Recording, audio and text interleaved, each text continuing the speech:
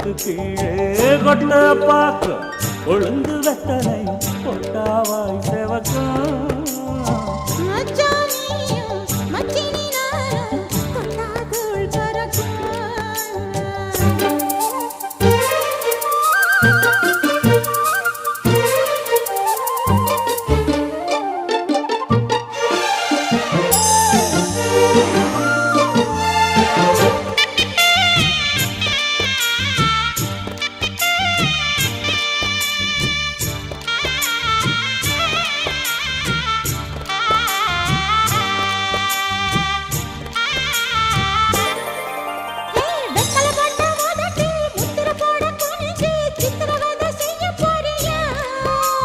வெத்தலை கையில் எடு